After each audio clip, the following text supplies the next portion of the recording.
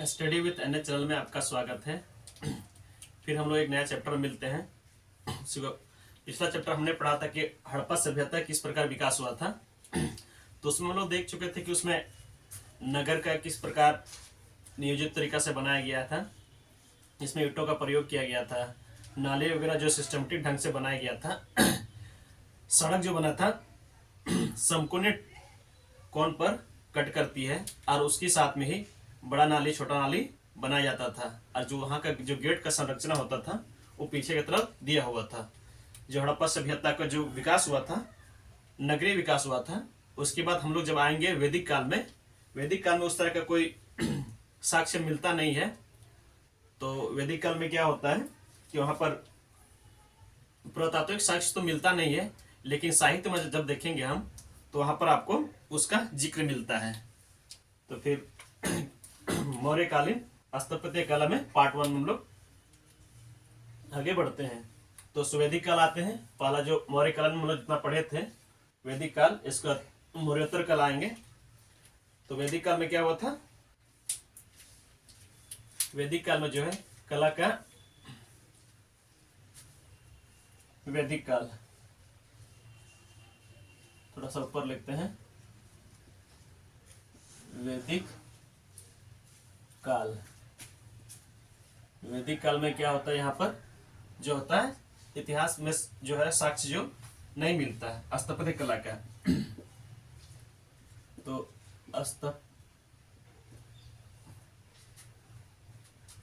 स्थापत्य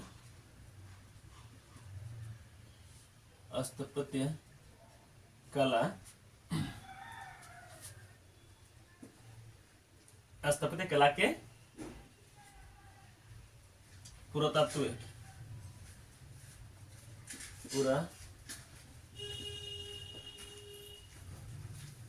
पुरातात्विक साक्ष्य जो है उपलब्ध नहीं है, साक्ष्य नहीं, पुरातात्विक साक्ष्य नहीं मिलता है। और यहाँ का जो है नगरीय विकास नहीं हुआ था, ये क्या था, ग्रामीण था। और ग्रामीण से क्या है, इसमें झोंगे झोपड़े बना हुआ था, इसमें घास फूस का प्रयोग किया गया था। तो इसमें क्या है, ग्रामीण सभ्यता विकास हुआ था। ग्रामीण सभ्यता, ग्रामीण सभ्यता क्या है, इसमें घास फूस का प्रयोग किया गया था घर बनाने के लिए।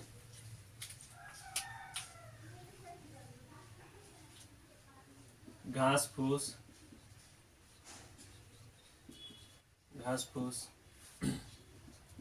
बांस, बाली का प्रयोग, इसका प्रयोग करके घर बनाया गया था। और इसमें क्या होता है कि वैदिक साहित्य में इसमें इस तरह का साक्ष्य तो नहीं मिला, स्थापत्य कला का साक्ष्य तो नहीं मिला था, पुरातात्विक साक्ष्य जो है वो तो नहीं मिला था। तो क्या है, वैदिक साहित्य में स्थापत्य कला का जिक्र होता है। वैदिक साहित्य में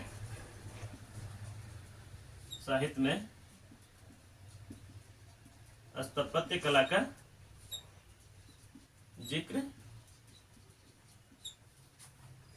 जिक्र मिलता है। तो अगर जिक्र मिलता है तो एग्जाम्पल में क्या लिखेंगे हम लोग, यहाँ पर उसका पुरातात्विक साक्ष्य उसको मिल नहीं पाता है, मिला नहीं है, तो साहित्य साक्ष्य में जरूर मिलता है, उसका जिक्र होता है साहित्य साक्ष्य में। तो एग्जाम्पल क्या है, सतभुजी इमारत, सतभुजी इमारत, सतभुजी इमारत। सतभुजी इमारत क्या है, ये इंद्र का घर कहा जाता है, इंद्र का घर, ये साक्ष्य मिलता है। इसको हम लोग मिटाते हैं, हम लोग नोट कर लीजिएगा। आगे हम लोग बढ़ेंगे मौर्यकालीन में।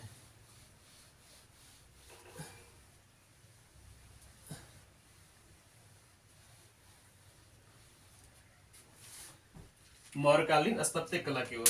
तो मौर्यकालीन में क्या क्या है?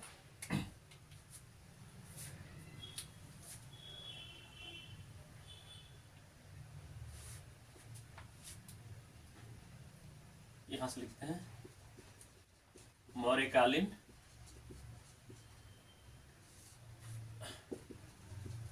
स्थापत्य कला। मौर्यकालीन स्थापत्य कला में क्या है? यहाँ पर क्या है? चंद्रगुप्त मौर्य, बिंदुसार, अशोक और दशरथ।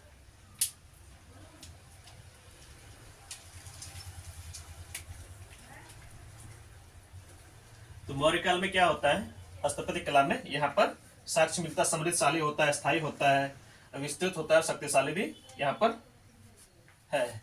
तो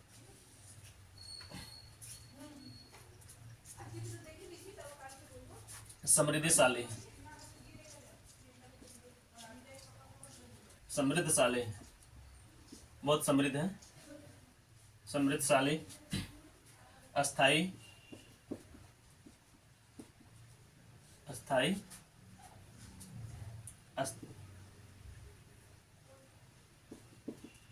अस्तित्व,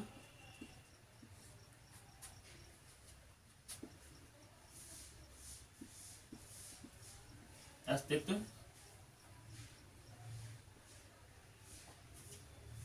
विस्तृत,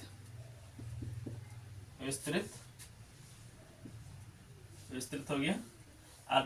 आगे क्या हो गया? शक्तिशाली, शक्तिशाली भी। ये जो है ये कला का विकास हुआ है, ये कला का विकास, इस तरह कला का विकास हुआ।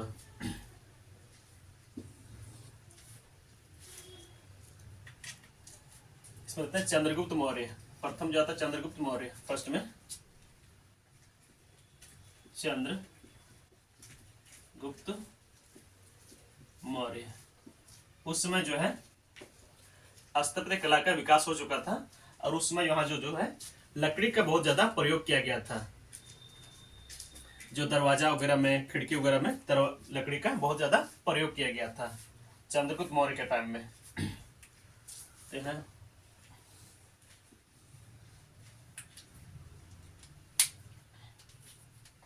लकड़ी का प्रयोग, लकड़ी का प्रयोग किया गया था स्थापत्य कला में। स्थापत्य कला, लकड़ी का प्रयोग किया गया था। उदाहरण में क्या क्या लिख सकते हैं हम लोग? पाटलिपुत्र जो उस समय जो है राजधानी था, पाटलिपुत्र, पाटलिपुत्र। तो यहाँ पर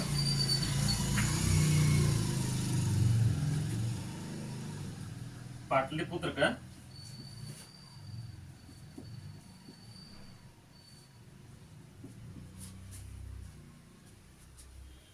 दुर्गीकृत, दुर्गीकृत।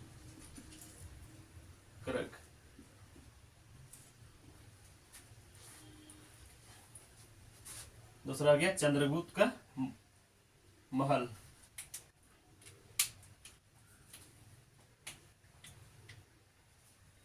चंद्रगुप्त का महल जो है वो भी लकड़ी का प्रयोग किया गया था। चंद्रगुप्त का महल, चंद्रगुप्त की सभा, चंद्रगुप्त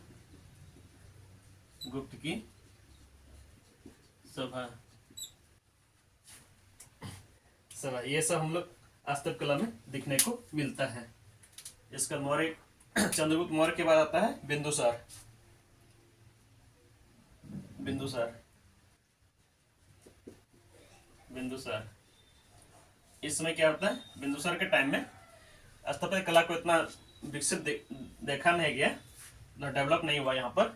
तो इसमें क्या होता, उसमें जो चीज था उसको भी, इसमें जो था बिंदुसार जो था उसमें जितना राजपाट था वगैरह, उसको संभालने में ही उन्होंने पूरा समय गुजार देता है। तो यहाँ क्या लिखेंगे, स्थापत्य कला का अधिक विकास नहीं हुआ।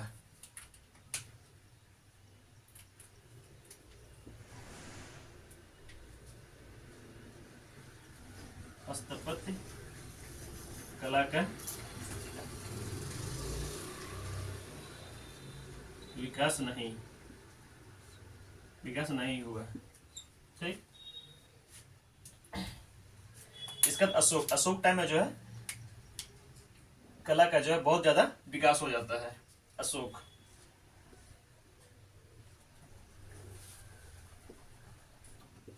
टाइम में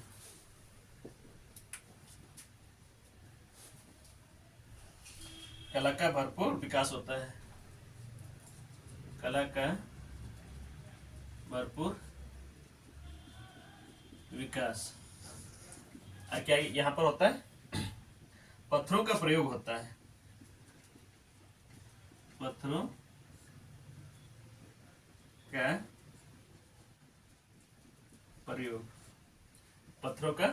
प्रयोग होता है। अब पत्थरों का प्रयोग होता है तो क्या उसमें स्थापत्य कला में क्या क्या आता है, आपका स्तंभ और स्तूप जो होता है, स्तंभ का निर्माण भी शुरू हो जाता है। स्तंभ, स्तूप और गुफाएं यहाँ पर अशोक के टाइम में जो होता है पत्थर का प्रयोग होने लगा था, जो भरपूर विकास हो गया था कला का, स्थापत्य कला का। तो उसमें स्तंभ का निर्माण कराया। स्तंभ भी हम लोग देखेंगे, बड़ा बड़ा स्तंभ जो होता है, पिलर है उसका, स्तूप जो होता है उसका भी निर्माण किया गया है।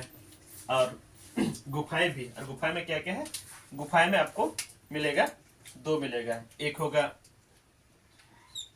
विहार और दूसरा क्या होगा, चैत्य। विहार और चैत्य। उदाहरण में क्या ले सकते हैं,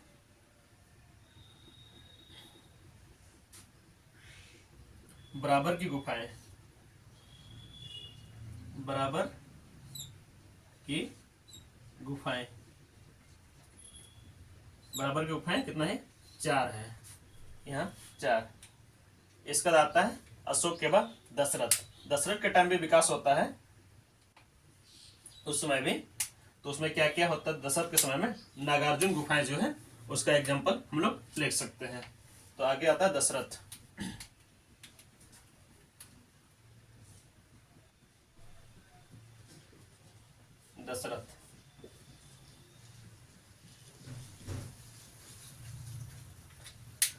यहाँ जो गुफाएं का निर्माण होता है तो उसमें क्या होता है, नागार्जुन गुफाएं।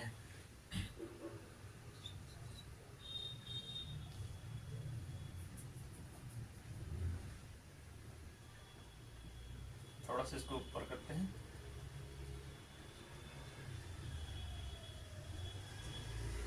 नागार्जुनी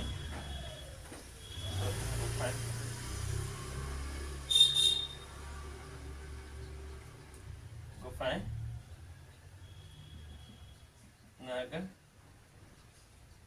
नागार्जुनी गुफाएं।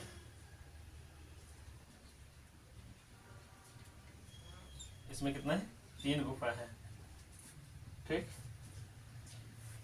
देख ली, आप लोग स्क्रीनशॉट ले लीजिएगा, इसको हम लोग बिठाते हैं।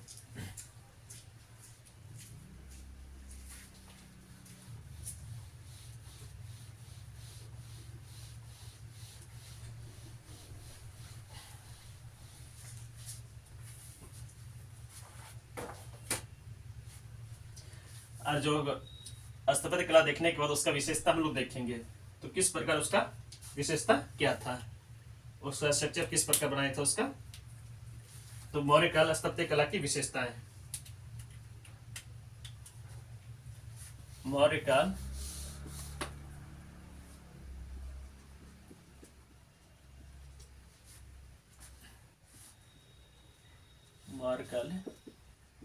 स्थापत्य कला की विशेषताएं,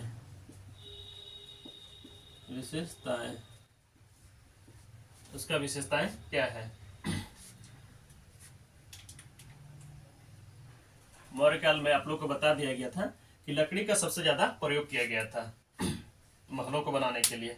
तो क्या लिखेंगे? लकड़ी का प्रयोग। पहला लकड़ी का प्रयोग, लकड़ी का प्रयोग होता है। पत्थरों का प्रयोग, पत्थरों का प्रयोग, लकड़ी का प्रयोग, पत्थर का प्रयोग। लौ अयस्क का प्रयोग भी होता है। ल अयस्क का प्रयोग, ल अयस्क का प्रयोग।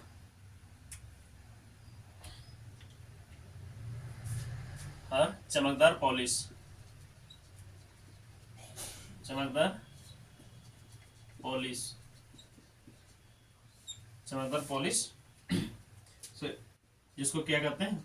ओम, ओप, ओप का प्रयोग, प्रयोग।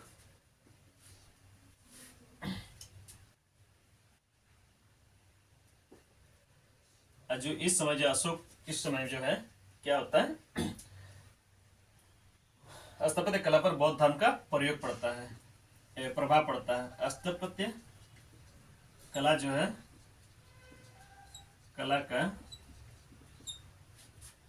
बौद्ध धर्म, बौद्ध धर्म का प्रभाव देखने को मिलता है। जितना भी वहां पर गुफाएं और ये है तो सारा का सारा बौद्ध धर्म से रिलेटेड है। थोड़ा इसमें इंक खत्म हो गया, इसको थोड़ा डाल देते हैं।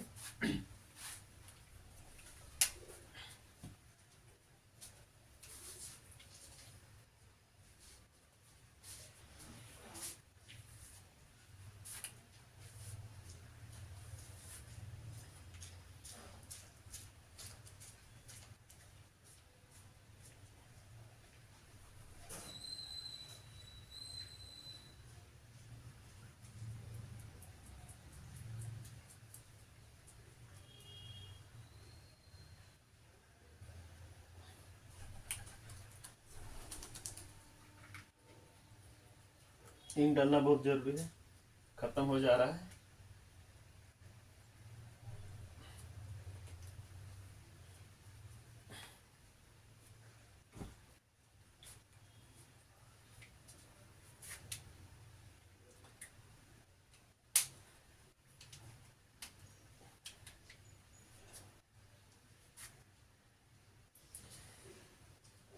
यहाँ जो लकड़ी का प्रयोग किया गया है उसका साक्ष्य कहाँ मिलता है? महलों में। कहाँ पर?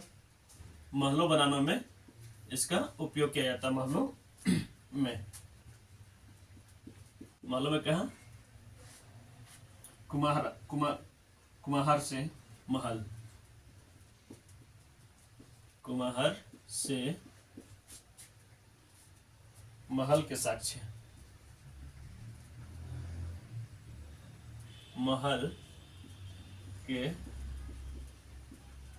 साक्ष्य मिलता है। 3 मंजिला महल जो है 3 मंजिला महल, मंजिला महल, इस तरह का वहां साक्ष्य मिलता है।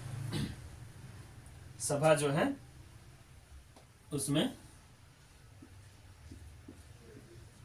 सभा 80 स्तंभ मिलता है, 80 स्तंभ, 80 स्तंभ। और पाटलिपुत्र, पाटलिपुत्र जो राजधानी उसमें रहता है, पाटलिपुत्र राजधानी का ध्रुवीकरण, राजधानी का ध्रुवीकरण, ध्रुवीकरण मतलब उस समय वहां घेरा जाता है चारों तरफ से, ध्रुवीकरण।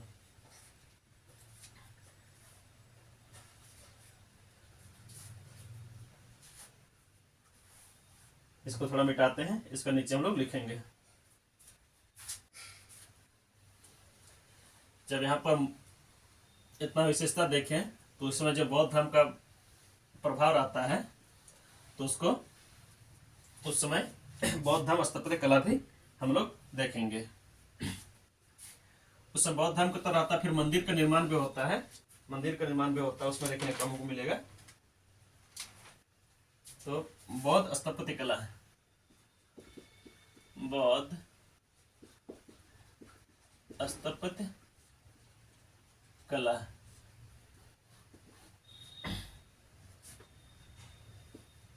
इसको क्या बोलेंगे? वे कलाएं,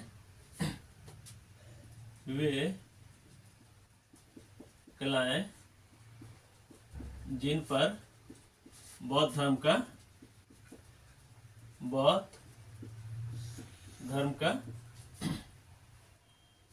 प्रभाव है। और कहाँ तक कहाँ आई? मौर्य काल से प्रारंभ होता है, मौर्य काल से प्रारंभ कहाँ तक जाता है? पूर्व मध्यकाल तक, पूर्व मध्य काल तक। मौर्य काल से शुरू होता है और पूरे मध्यकाल तक चलता है। इसका इसमें क्या है? स्तूप का निर्माण, स्तंभ और गुफाएं,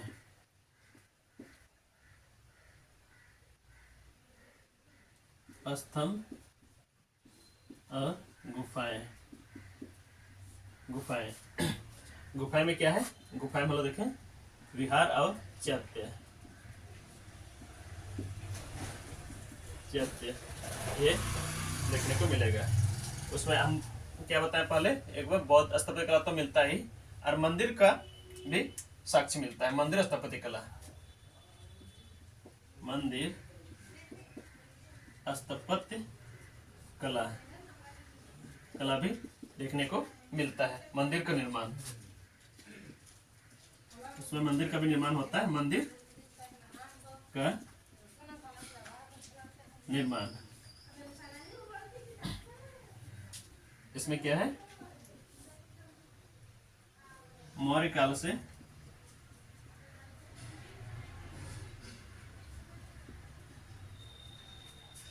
मध्यकाल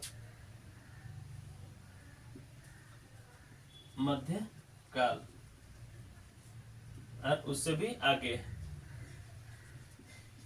भी देखने को मिलेगा। आगे इसका स्क्रीनशॉट ले लीजिएगा, इसको मिटाते हैं।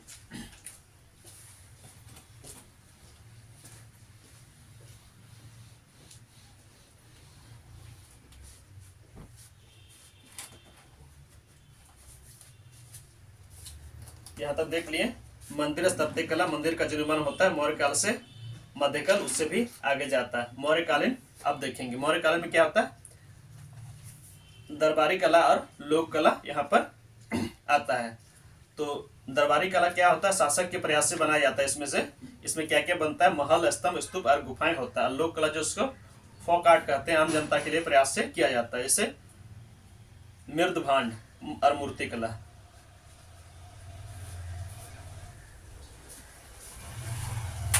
मौर्यकालीन कला,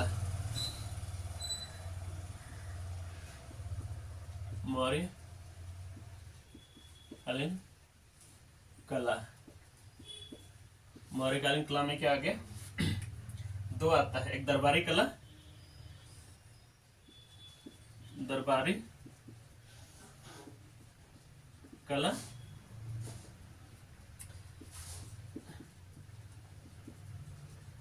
कोट आर्ट, और दूसरा क्या आ गया?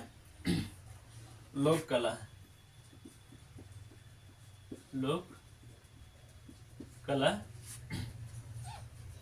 जिसको क्या बोलते हैं? Folk art.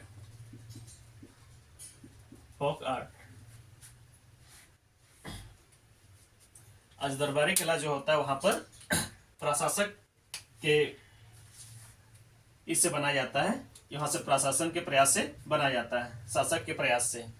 दरबारी कला यहाँ पर शासन वगैरह किया जाता था, यहाँ से नियम कानून वगैरह क्या बनाया जाता था। तो क्या शासक के प्रयास से, ये क्या होता है, शासक के प्रयास से, शासक के प्रयास से, शासक के प्रयास से होता है। तो इसमें क्या क्या है, महल, महल,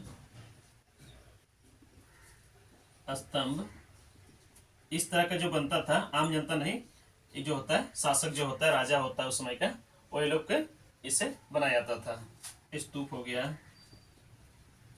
और क्या है, गुफाएं, गुफाएं।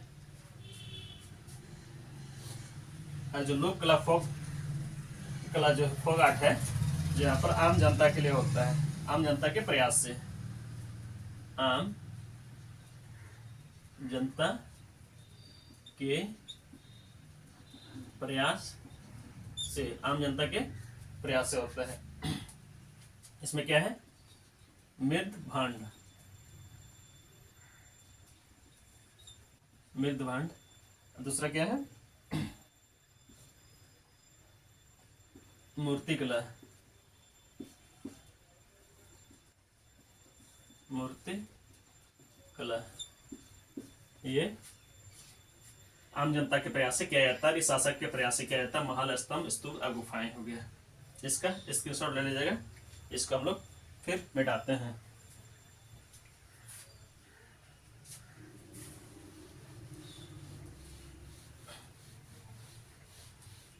अब देखेंगे जो उसमें जो पाटलिपुत्र होता है, पाटलिपुत्र का ध्रुवीकरण किया जाता है, पाटलिपुत्र का ध्रुवीकरण,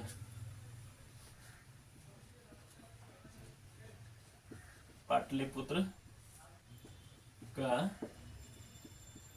ध्रुवीकरण, पाटलिपुत्र का ध्रुवीकरण किया जाता है। इसमें क्या होता है, नगर को जो होता है उसको चारों तरफ से खाई से घेर देता है, मतलब एक चौड़ा जो होता है खाई खोद दिया जाता है। नगर को खाई से घेरा गया था, नगर को खाई से घेरा गया था, पूरा खोद दिया गया था। तो किस प्रकार किया गया था,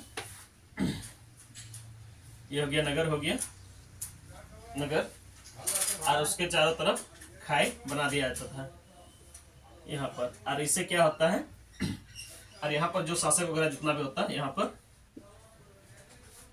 महल हो गया, ये हो गया महल, महल हो गया,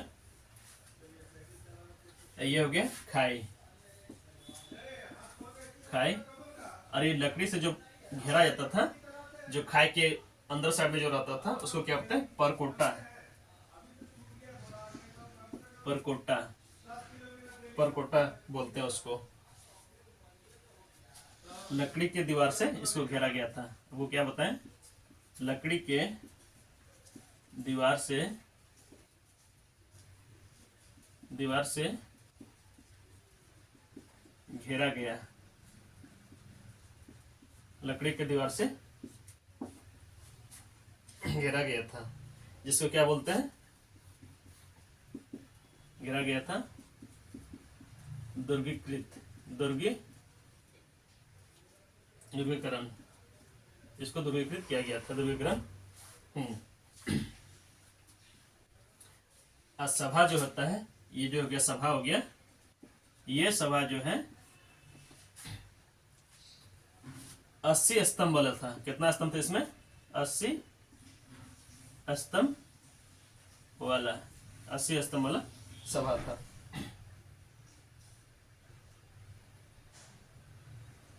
और इसमें क्या बनाया हुआ था, मयूर का चित्र, स्तंभ में क्या है, मयूर का चित्र, मयूर का चित्र।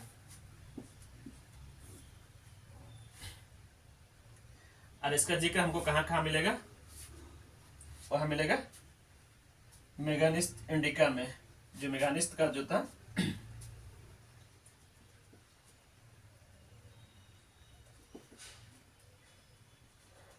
मेगास्थनीज का जो है इंडिका में, इंडिका में इसका जिक्र मिलता है। और कहाँ मिलेगा? कौटिल्य का अर्थशास्त्र में।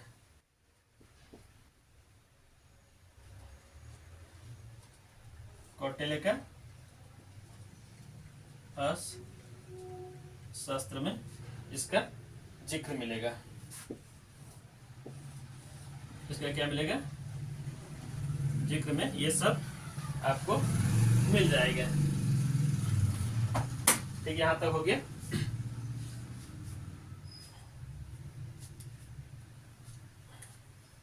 इसको मिटाते हैं।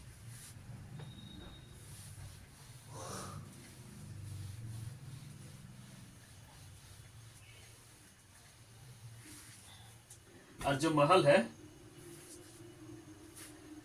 ये जो महल है, महल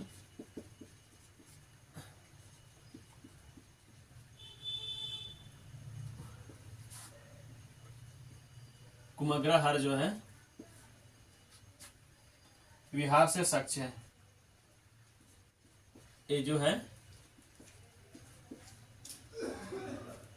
कुमराहार जो है, ये जो विहार है से साक्ष्य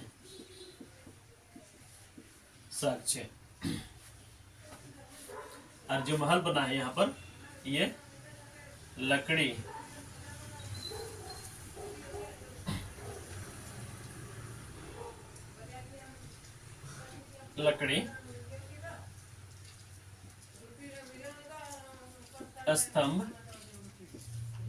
स्तंभ और मयूर, इसमें क्या है? 3 मंजिला।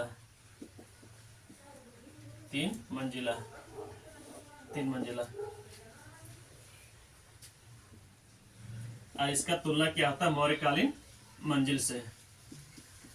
मौर्यकालीन महल की तुलना, मौर्यकालीन महल की तुलना जो होता है, महल की तुलना जो है किससे होता है? मेगास्थनीज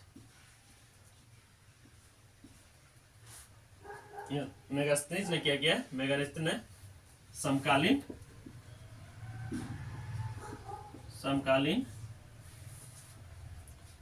सूसा के महलों से, समकालीन सूसा की महलों से भी बेहतर बताया। महलों से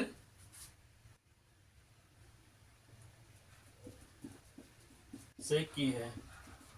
इन्होंने क्या किया? मौर्यकालीन महल की तुलना जो मेगास्थनीज ने समकालीन सूसा के महलों से किया है, जिसको उससे बेहतर बताया है। इन महलों में, इसमें क्या बोल रहा है? इन महलों को अनिमेनियन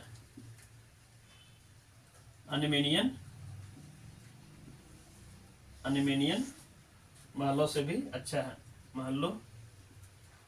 अनिमेनियन महलों से भी अच्छा बनाया गया है। अच्छा बनाया गया है। और इसमें क्या है? लकड़ी, स्तंभ, मयूर और 3 मंजिला इस तरह का मिलता है। तो हम आज का क्लास हम लोग यहीं पर समाप्त करते हैं। फिर हम लोग एक अगला क्लास में मिलेंगे। धन्यवाद।